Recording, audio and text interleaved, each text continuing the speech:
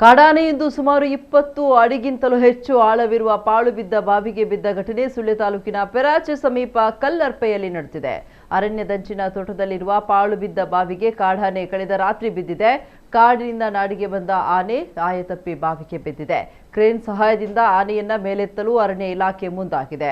ಇದೀಗ ಅರಣ್ಯ ಇಲಾಖೆ ಅಧಿಕಾರಿಗಳು ಸಿಬ್ಬಂದಿ ಸ್ಥಳಕ್ಕೆ ಆಗಮಿಸಿ ಆನೆಯ ರಕ್ಷಣಾ ಕಾರ್ಯಾಚರಣೆ ಆರಂಭಿಸಿದ್ದಾರೆ.